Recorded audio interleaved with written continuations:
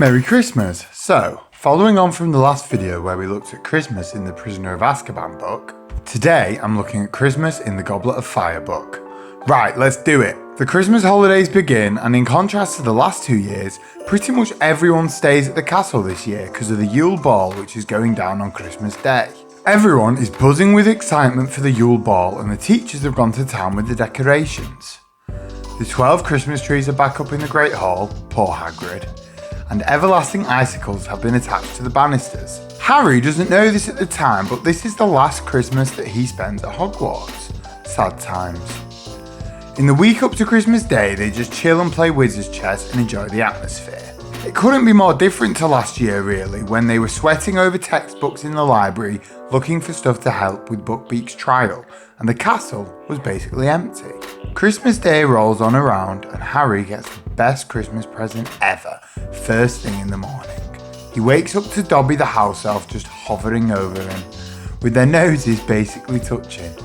I mean, what else, on the whole planet, would you possibly want to wake up to on Christmas morning other than Dobby just staring at you? For anyone that doesn't know, earlier in this book, Harry learns that Dobby got a job in the Hogwarts kitchens. So, Dobby pops into Harry's dormitory on Christmas morning to give him a present.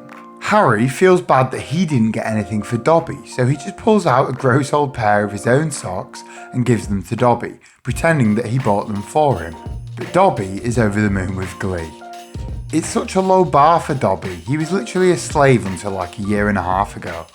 Literally any present must feel like £1 million. Ron gives Dobby a Weasley jumper for Christmas and Dobby completely loses his head. Harry also gets socks from Dobby, a book about Quidditch from Hermione, a bunch of dung bombs from Ron, a knife from Sirius that can unlock any door, a load of sweets from Hagrid, a Weasley jumper from Mrs. Weasley with a dragon on it, but the best present of all is from the Dursleys. A single tissue. I mean, seriously, why bother? It would have probably cost them more to post the tissue than to buy it. Like, literally, why bother? A tissue. To be fair, it is quite funny. Side note though, how did the Dursleys even send Harry his Christmas present? I imagine they would completely refuse to allow Hedwig to pick it up. So I'm guessing that they just post it normally. Have wizards infiltrated the Royal Mail? Anyway, so after the present opening, they go for breakfast and go back to the common room to chill. Then they go down for Christmas lunch, which is the usual feast. It's not quite the Christmas dinner scene from the Prisoner of Azkaban book. That one is never going to be beaten. The main event of this Christmas is the Yule Ball, which includes a sit-down meal, so that's sort of the main focus of the day. But the book does specifically mention that they have 100 turkeys again at Christmas lunch. If you remember from my first video, the Philosopher's Stone book specifically mentioned 100 turkeys in the first book as well. So clearly, it makes no difference how many people stay in the castle for Christmas, it's always 100 turkeys. Anyway, so after Christmas dinner, they go outside and have the traditional annual snowball fight. I'm very jealous that they routinely have enough snow to have snowball fights on Christmas Day. If I was to try and have a snowball fight on Christmas Day, it would more likely be a mud fight. Right, anyway, it is now time for the Yule Ball. So, they go and get ready and go down to the ball. This is when the film's Christmas essentially starts, I suppose. As usual, the Goblet of Fire film ignores the present opening and the Christmas dinner. The film depiction of the Yule Ball is decent, I guess. We get a nice little party scene and a slow dance, but it's not really what was in the book. I know, surprise, surprise. What really happens when the ball begins is that they all sit down for a lovely bit of nosh. All the Triwizard champions are on the main table with the tournament judges. There's just something I love about awkward collections of people forced to have dinner together.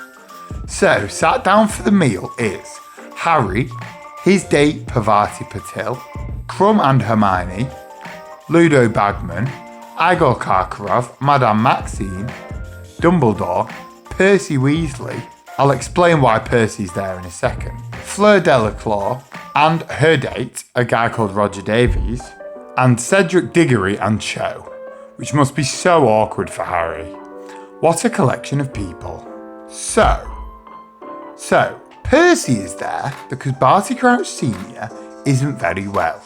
I've explained in a previous video exactly what's wrong with him, but he's basically been put under the Imperious Curse by Voldemort by this point, who doesn't seem to think it's safe for Crouch to be attending work anymore or public events. So he's been making Crouch send instructions by owl, and Percy is covering for him, as he is his personal assistant by this point. Anyway, so they're all sat down chatting and munching away on their dinners, which by the way they ordered via a menu. Very sophisticated. Normally at feasts, a pre-prepared buffet just appears in front of all the students and teachers, I think, and they just help themselves. But in this meal, because they're trying to be fancy, they have a menu and just pick what they want. Once they've picked what they want, all they need to do is just say what it is into their plate. Now that is fancy. Top class service. It's almost like magic. After the meal is over, Harry and the other Triwizard Champions kick off the party with a slow dance, which we did see in the film. After the first dance is over, Harry goes and sits down next to Ron and they don't dance again. Their dates get bored and go and dance with other people, and then Hermione comes over and her and Ron have a massive argument, which again, we did see all of that in the film. But then the film decides that that's the end of the night, Christmas basically over. But in the book, after Ron and Hermione's argument, Harry and Ron go for a little stroll to get a bit of fresh air and clear their heads, where they get all the gossip. They overhear Snape arguing with Karkaroff, where Karkaroff is basically telling Snape that he is worried about the dark mark getting clearer on his arm. Now, they did actually film this scene, but they cut it out sadly. Ron and Harry also overhear a jaw-dropping conversation between Hagrid and Madame Maxime. Basically, in this convo, Hagrid reveals that he is a half-giant to Madame Maxime, who he presumed was also a half-giant, which she obviously is. Look at the woman. But she's basically scared, or in denial about it, and tells Hagrid that she's just got big bones, and that she's never been so offended in her life.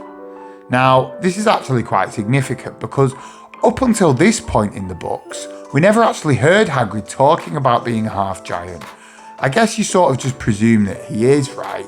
But it's never actually clarified. Now, Hagrid doesn't care, but Ron is shocked and says that Hagrid should be careful telling anyone because giants are so hated in the wizarding community. And Ron is proved right pretty much straight away. ...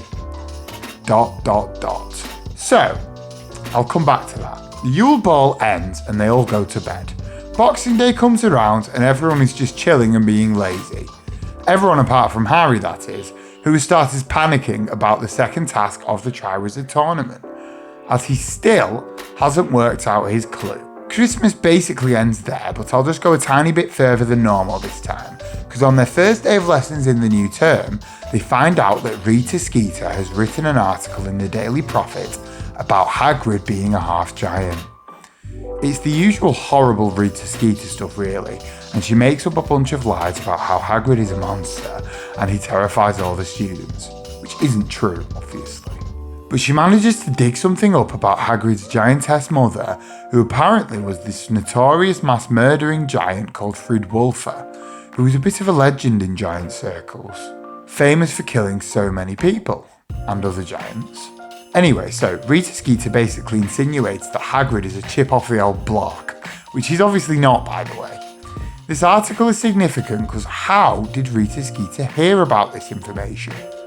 Now, we learn at the end of this book that she learnt about it because she overheard the conversation between Hagrid and Madame Maxime because she was disguised as a beetle, which Rita can do because she's an animagus and hasn't registered with the Ministry of Magic, which you're supposed to do.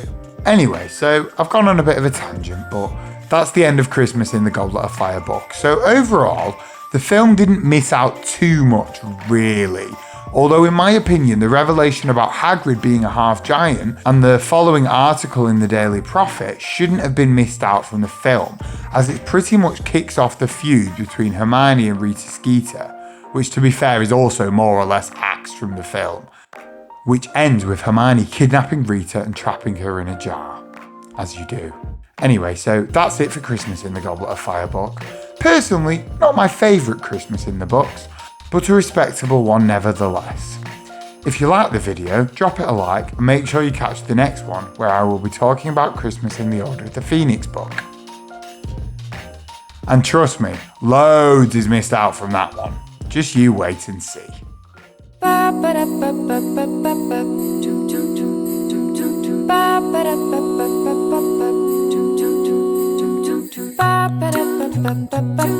la la la la.